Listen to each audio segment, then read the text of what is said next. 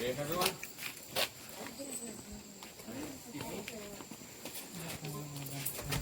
Here we are. Alright, now we can head up this way.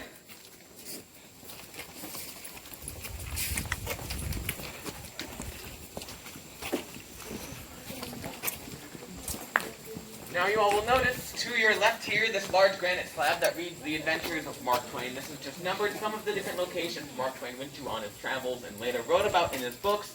But they all started right up where you can see that green sign that says Discovery Entrance. There is where Jack Sims was out hunting with his dog when it had chased a cougar into that hole.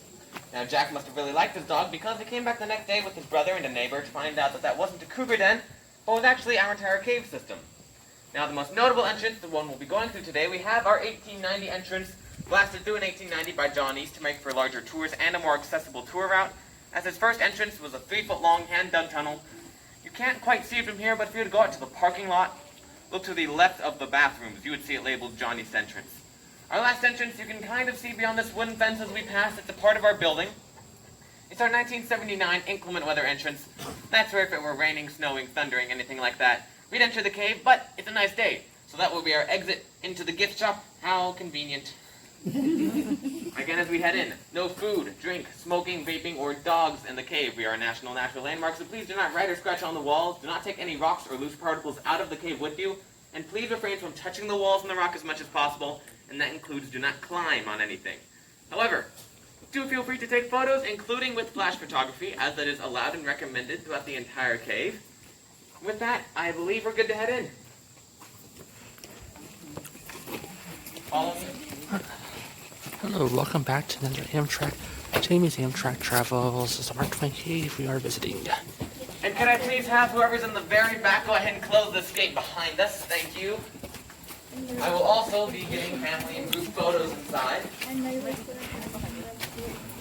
Enjoy, folks. I'd like to just have the first family, group, or individual step between these 4 orange cones. I'll get your own photo for you. And take photos.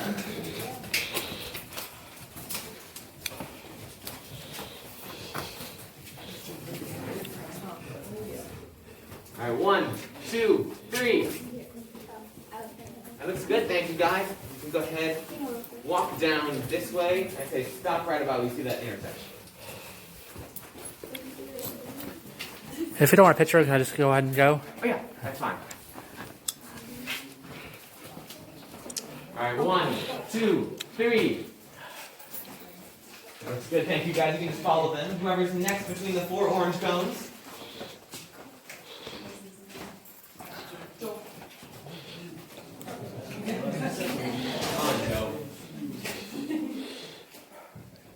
Alright, 1, 2, 3. That's good, thank you guys.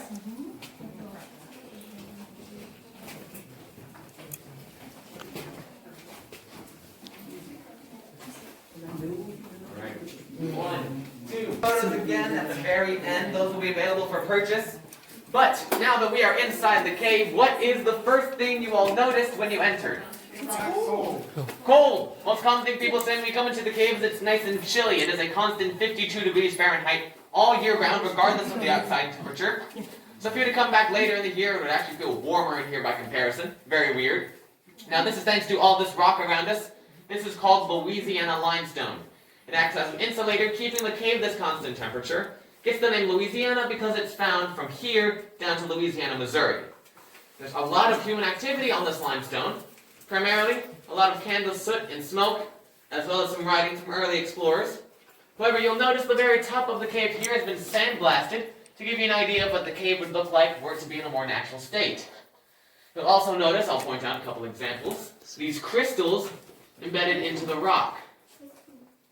Does anyone have a guess as to what these might be? Geodes, alright, any others? Crystals embedded Salt? in the rock. Crystals embedded in the rock, very good guess. Alright, now these are calcite nodules, don't feel too bad, not a lot of people guessed that. Early explorers had came into the cave thinking that these calcite nodules were diamonds, so they cut these out of the wall, went to the local jeweler to find out that they were far from striking it rich. Just calcite, not diamonds. Now to put this in perspective, on Mohs hardness scale, diamonds are a 10. That is the highest any rock can be, meaning it's very hard to break, nearly impossible to scratch. Calcite is only about a 3, and your fingernails are about a 2.5. So calcite's about as hard as your fingernails, and unfortunately, it's worth about just as much. Now looking at the very top of the cave, you'll see this long crack will be along every passageway we go in today. This is called the lifeline of the cave. This is where right above us there's a layer of shale that had cracked, allowing for inland seawater to seep down and to carve out all of these passages. Looking the opposite direction, can I please have all of you stomp your feet for me? Now what we're walking on here is 100% natural. This is called glacial clay. This is made by glaciers receding from the area, leaving behind clay particles and other sediment deposits. This just nice and packed down, because we have so many people who walk on it every day. Now we are going to continue this direction, but before we do so, excuse me, I just need to radio into the front desk real quick to let them know that we're on our way.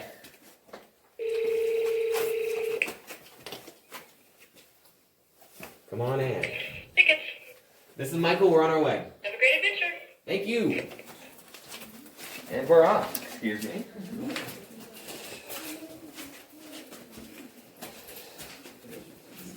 Whoever starts.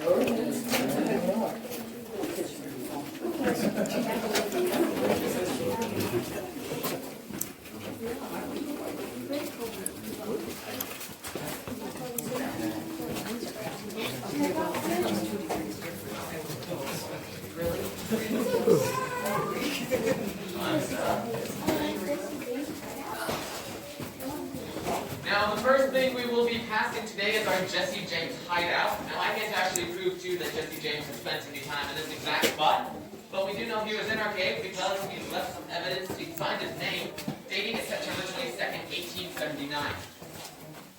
Now, we don't know why Jesse James was in our cave. He could have just been passing through, or he could have stayed here for some time. Had he stayed here, this is a great spot for him and his gang. He could hold about 6 to 10 men.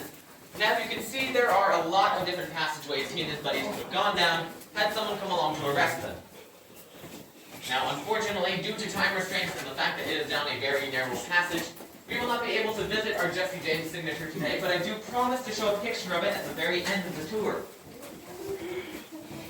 Now, speaking of tight passages, coming up this way, we're turning the corner onto our lemon squeeze. This is the tightest portion of the cave tour. At its narrowest point, if that does not work, we do have another tour coming along in about 15 minutes. They'll get a running head start.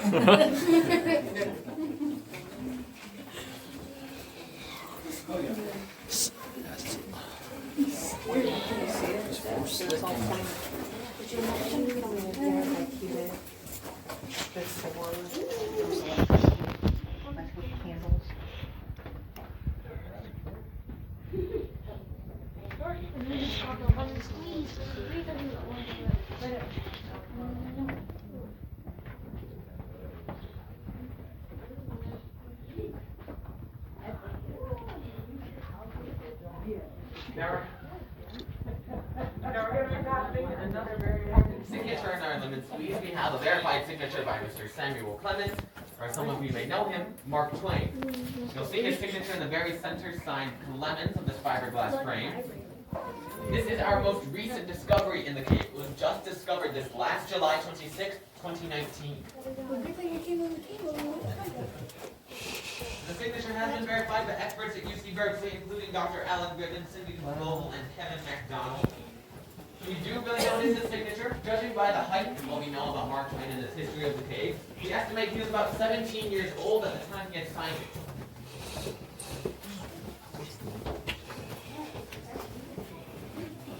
Oh, wow.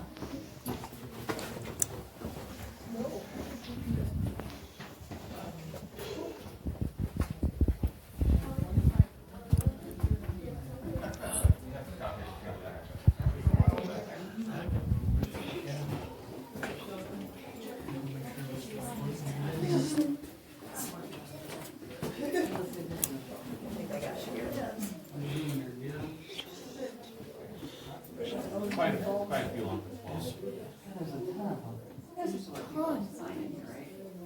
Yeah, even people on tours, but then 1972 you could have more.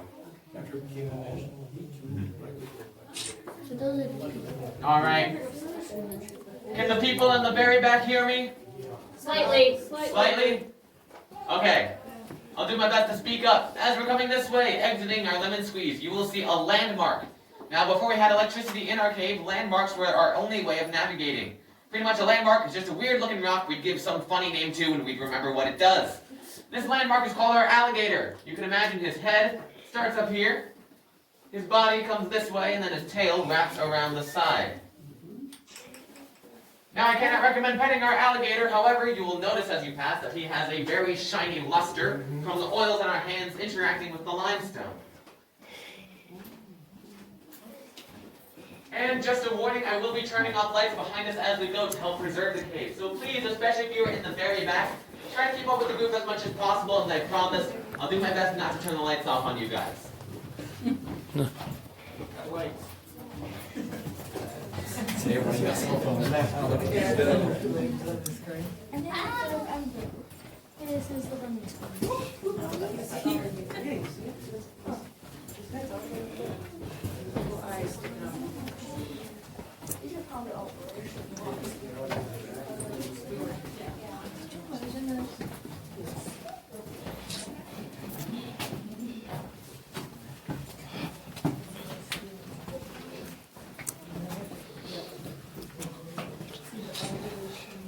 Now coming through this way, we are passing Autograph Alley. Here we'll see a lot of examples of how people would sign their name to the cave, primarily using paint, candle soot, carving into the soot, or carving into the rock directly. Now up until 1972, I would have recommended that you all also sign your name to the cave. However, now that we are a national natural landmark, that is both very illegal and very expensive. It costs you about $1,000 and up to a year in jail.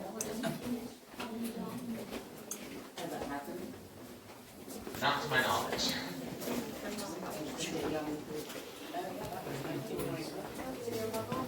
That's actually the grandfather of, I think it's the grandfather of the woman who discovered, no, it would have been great-grandfather of the woman who discovered Clement's signature, and they're the ones who owned the cave up until this last April 1st. We just got yours.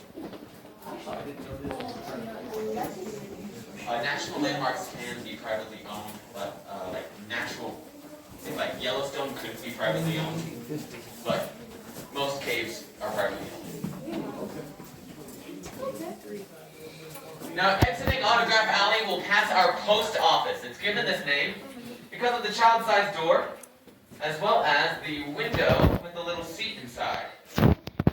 Now, kids would come into the cave to play, and they would leave a slate in the window, signing their names as they came in and scratching it off as they left. At the very end of the day, the sheriff would come in. He'd make sure every child had scratched off their name. If they hadn't, he would search the cave for the child. If he couldn't find them, he'd organize a search party, and they would search the entire complex. However, 9 times out of 10 when this happened, the child was already at home eating dinner. They just forgot to scratch their name off the slate.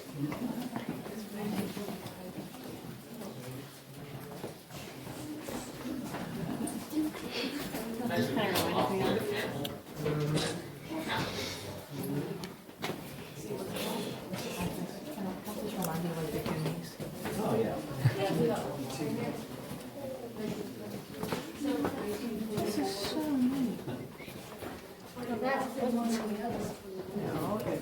Jeff, we already passed that. No, he was just saying. I know.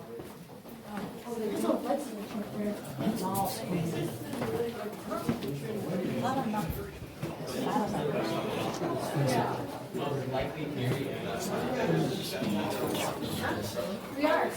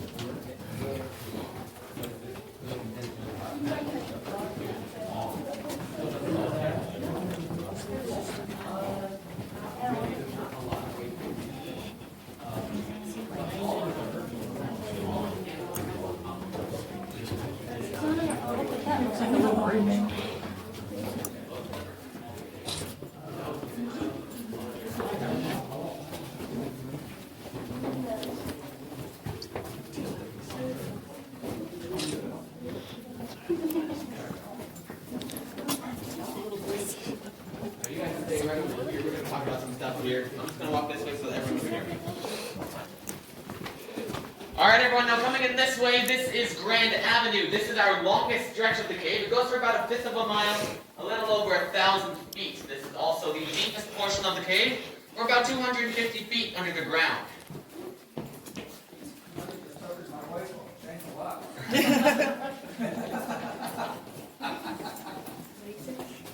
Excuse me.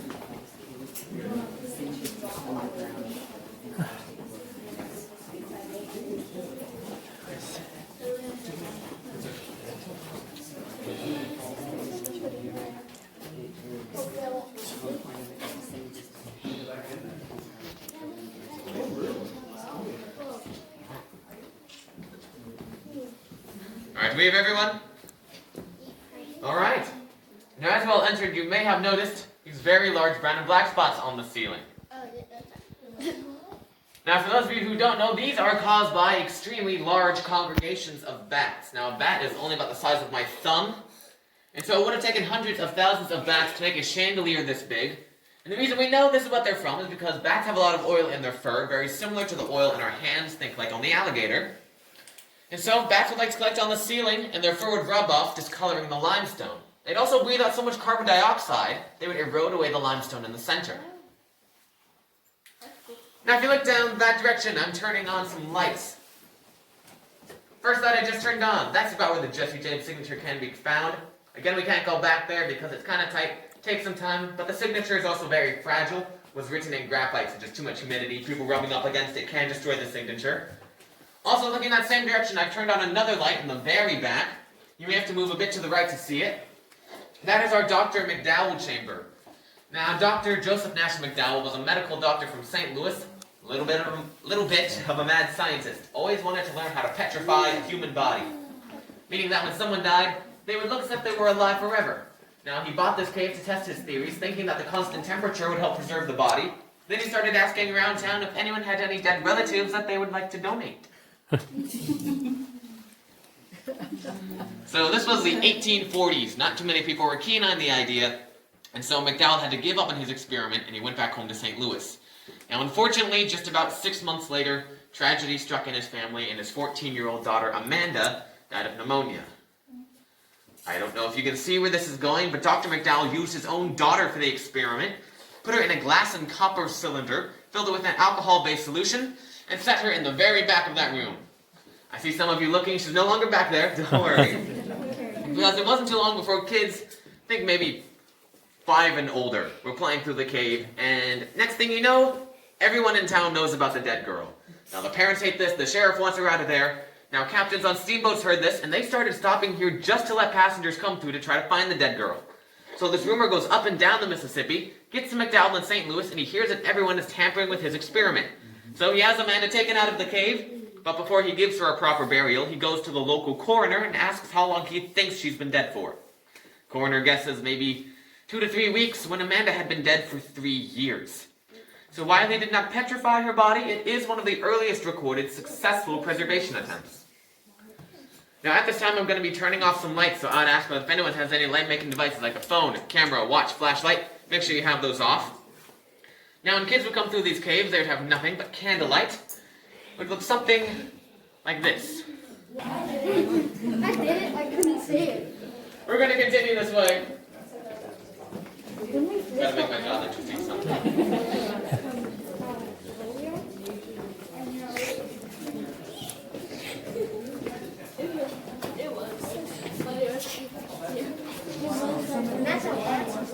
Now as we come this way, we'll be passing a signature of a Mr. C.E. Tucker. You may see his name again. Clive Tucker is a friend of Jesse James. However, he had another little hobby. He really liked signing his name. He signed his name in the cave over 250 times. Why, we have absolutely no idea, but you can imagine when he was finished, he must have been a little bit tuckered out. Okay, so how come that signature is in 77 and he said 72? That is in 1877. The reason we know that is because the 3 men who lived there are actually Hannibal's citizens, and they lived through the American Civil War. She's 100 years old.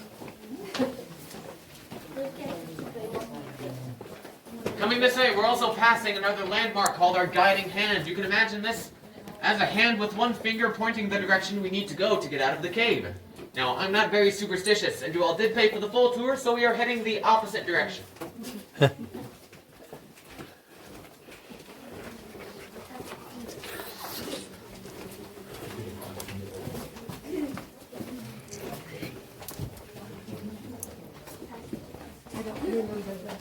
No, you don't?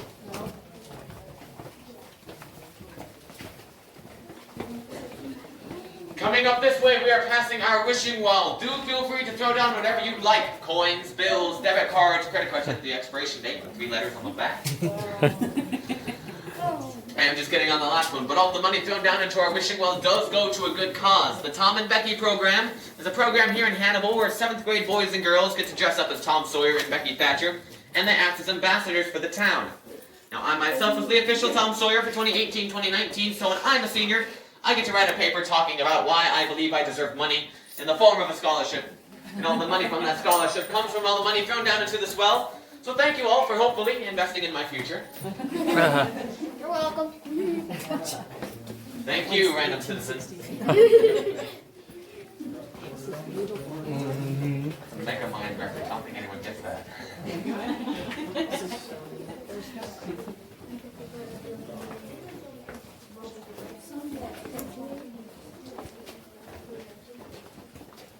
So, how much is so long to find his signature just this last year? Honestly, it's a miracle it's been gone so long. But going through the limit squeeze, most people are occupied with the thought of, oh, this is kind of tight. And so not a lot of people would like search for signatures in there, and also the light where that wasn't there before. And so it was like a dark patch like this. Like if there's a signature right here, it could be Mark Twain's, but you'd have to have your light right on it to know if it's even there. And who did you say found it? Linda Colbert actually owned the cave up until this last And April she 1st. just happened to go walking through and just happened to find it. just to happen to, oh, hey, what's this? Yeah, that's exactly what happened. In fact, I wouldn't be surprised if there are more Mark Twain signatures. Yeah.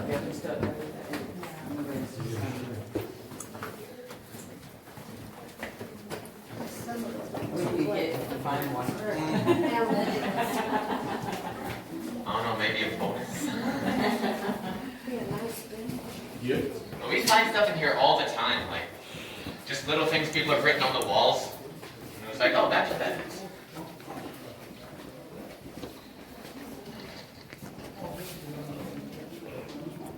So Michael, in April, who bought the cave? The Currys, that'd be Todd and Austin. Austin is Todd's son, and they run the cave together. And they previously ran the Hy-Vee and the Hollow, that restaurant, and that's why that's not running now, because we're trying to find someone to manage it. Alright, we have everyone caught up? Excuse me? Yeah. Nobody's yelling help. Alright. Got a light over here. Nobody's yelling help. Sorry, I have to flip this. Otherwise we're going to total darkness for the next Yes, one. where was the cave cost? I'm not sure. Is it good to get? Now right here we are standing in our parlor room. I don't know if you all can notice some of the furniture. We have our overextended love seat. We have our bookshelves. To the other side, our overstuffed sofa with a footrest. As well as our only form of entertainment in our parlor, our grand piano. Now unfortunately our piano is broken. It only plays hard rock.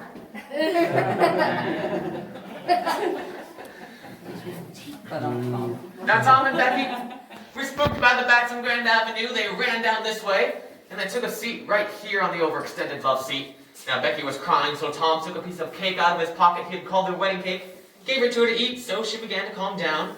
In his other pocket, Tom had a piece of kite string. He tied one end to his finger, one end to Becky's. Told her if she needed anything, just to tug on it, and he was going to find his way out of here. And so crawling on his hands and knees, Tom continued this direction. Now as we pass by our grand piano, you all will notice it's very shiny. That's not just from condensation, that is because we do allow people to feel it as we go down, so you can kind of feel what the rock is like. It's very cold. You may notice it kind of looks like trees in some parts. Up here we're also passing the only paid advertisement in the cave. It reads, Star brand shoes are better. I don't know how much better. The company hit rock bottom 2 years later. Though they were later absorbed into another shoe company, now known as Converse. Oh, okay. It's actually where they got the logo.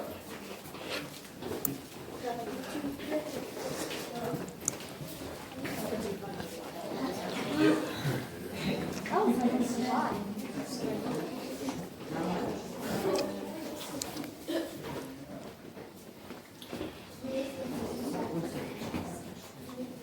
Well, these two things here are fake rocks. There's another pair in Grand Avenue. I was wondering because they looked awful squared off, I guess. Oh, sorry. Now Tom is crawling on his hands and knees, and he gets to right about here. For those of you in the back, it's right below this point. Now Tom reaches out, and he feels nothing. He's hit a drop off. Now he doesn't know how deep it is. It could be 3 feet, could be 300 feet. He wasn't about to jump and find out. Now as he's deciding what to do, he sees a figure with some candlelight beginning to turn the corner.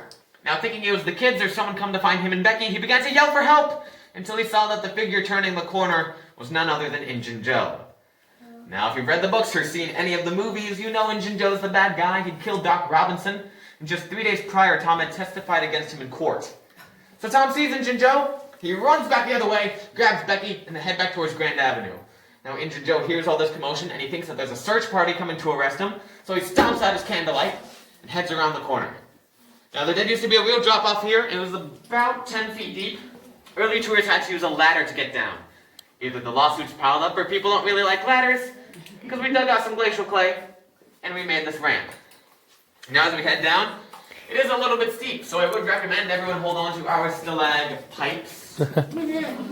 Don't worry, my jokes only go downhill from here. Another good one.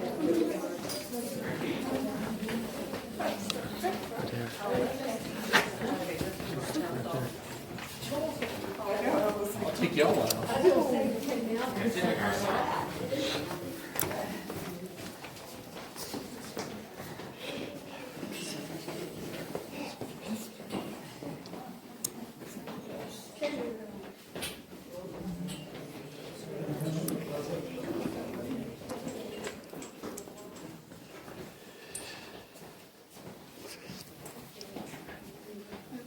Now coming this way, we will be passing our treasure room. Injun Joe wasn't just in the cave to evade the authorities. Now Tom and Huck had overheard Injun Joe telling a friend of his where he had hidden some buried treasure. And I heard him say it was hidden under the cross in room number 2. Now if you look up here, 2 of the cave's lifelines intersect at this point to make a cross. And as you pass the treasure room, look back at the formation right above it. It looks very similar to a backwards number 2. So Tom and Huck dug straight down and they found about $12,000 worth of gold. About $350,000 in today's money to account for inflation.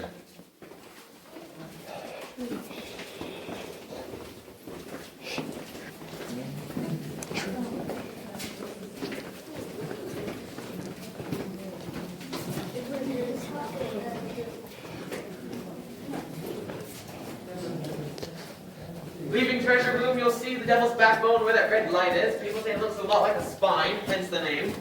It's actually a geological formation called a vertical bridge. It's made by a whirlpool of water that swirls around and rips away at all the softer rock, leaving only the harder rock in its place. You can do it, Emma. There's a bunch of C.E. Tuckers right here. 2 or 3. It's not like that.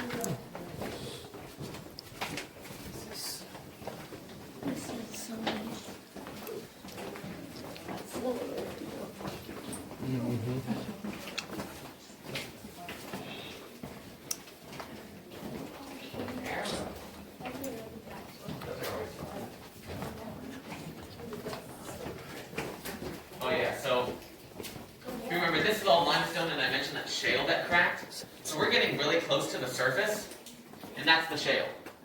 Like you can kind of see like the shale got cut off. So see like where it broke off. And so that's water dripping from the shale. Alright, let's keep on filling out this room as we come in. Here we are entering 5 points, the only part of the cave where 5 different passages intersect into one spot. Number 1 is where we're coming from. Number 2 you'll see to your left as you enter. This is where Norman Rockwell painted his famous Tom and Becky Lost in the Cave. Number 3 is right here. Now we'll head to number 4 behind me in a moment. But down number 5 to your right, you will see a blue light in the very back. There's where you can find the oldest verified signature in the cave. It reads Beach and Steel Explorers Co., 1820, a year before Missouri became a state. Hey, look, there's another one. Yep. Watch out, it's slippery. It's medium and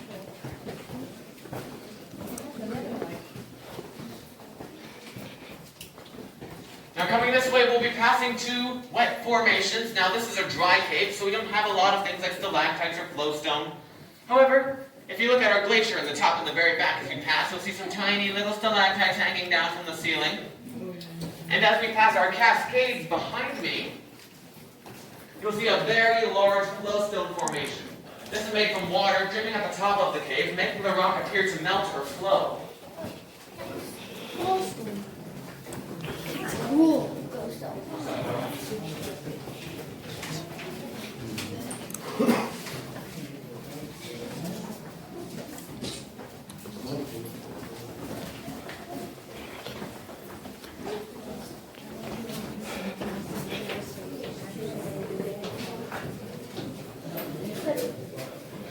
As we head down this way, watch your step. It is a little bit slick. This is a much wetter portion of the cave. I'd say to err on the side of caution, keep to the left.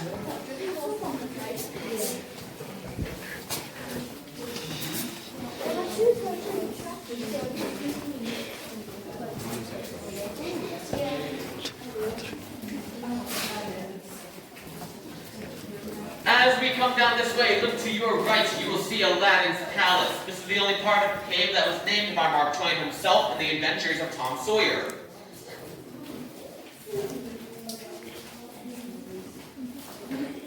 As we pass, you'll notice some spring water in the bottom. That is a foot-deep reflecting pool.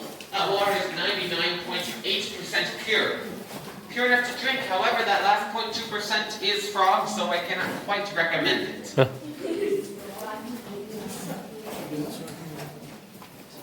We'll also be passing our frozen waterfall, which is more flowstone with some calcium and magnesium carbonate, giving it that icy look, as well as our rainbow grotto, which holds all 5 of the cave's natural minerals in one spot, those being calcium, calcite, magnesium, cave onyx, and gypsum. The ghost of Injun Joe will reach down and shake your hand. Oh, nice. I see the hole. Oh, Now, do you all remember that green sign I showed you at the very beginning of the tour? We are back. We have come back to our discovery entrance. This is where Jack sends his dog. What a trace that cougar into the cave. You can see some natural daylight from outside. Now it is time for us to finish our Tom and Becky story here. Tom and Becky were lost in the cave for 3 days and 3 nights. Eventually made it out, thank goodness. They spent a couple of weeks at rest, but it wasn't too long before Tom was up and at 'em again. And Judge Snatcher, Becky's father, sees Tom and asks him somewhat sarcastically if he'd like to go back into the cave. To his surprise, Tom actually responded yes, and the judge had to tell Tom that they had actually boarded up the entrance of the cave so the kids wouldn't get lost anymore. Then Tom remembered Injun Joe was still inside. Oops. Tom had completely forgotten about Injun Joe up until this point, so they organized a search party, broke down the barricade, but they didn't have to look very far, as Injun Joe's body was lying right inside instead of starvation. He tried to eat that and candle wax to survive. So the warning the kids not to get lost in the cave, they took his body and they buried him right outside of the discovery entrance where it still is to this day. Now my favorite part about this whole story is that it isn't true. Mark Twain was a fiction writer. Very few things in his novels actually happened, but they were based off of real people and events. For example, Tom Sawyer was based off of Mark Twain. Becky Thatcher, a girl named Laura Hawkins, and Injun Joe, a man named Joe Douglas. Now, Joe Douglas was the exact opposite of his character in the books. So, he was a very nice man, was a philanthropist, and he wondered why Mark Twain made him the villain. So he went to a book signing and he asked him, to which Mark Twain responded, "Well, to be quite honest, Joe, you're just the ugliest man I have ever met." Which unfortunately went without saying. Now, poor Joe Douglas vowed his revenge on Mark Twain for making him the villain, but he was so nice he couldn't think of anything worse than just trying to outlive him. Now, Mark Twain lived to be 74, born 1835, died 1910. Does anyone have a guess as to how old Joe Douglas lived to be? 100. All right, any others? 97. 97. 54. 54. All right, these are some good guesses. However, you guys are just a little bit low. Joe Douglas lived to be 102 years old. Impressive even by today's standards. He didn't even die of natural causes. He died from eating a bad batch of his favorite food, pickled pig's feet. Watch your step as we come this way. There's some loose gravel. This is where they. Once we turn the corner again, it will become very wet.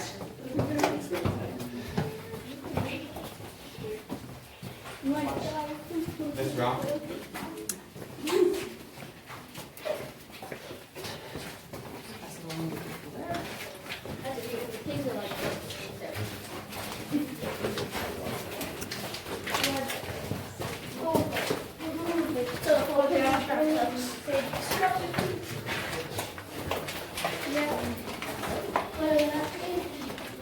Now as we come this way, we will turn left onto our 1979 inclement weather entrance, also our exit today. This will lead us to the gift shop. However, I still have a couple of things I promised I'd show you guys.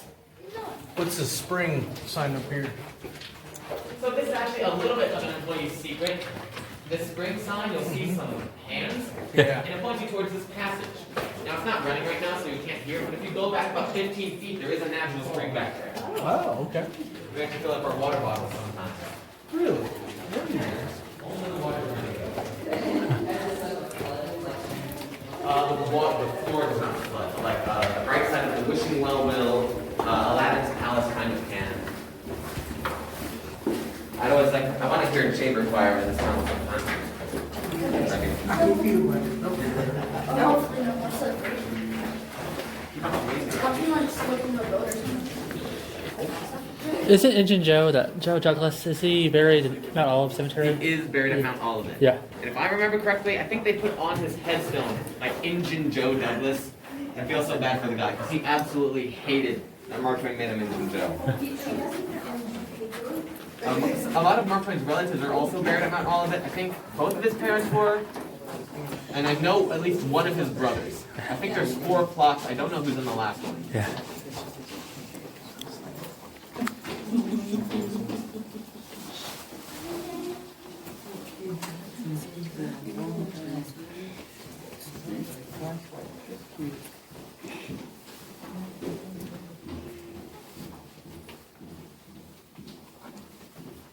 Alright, got everyone?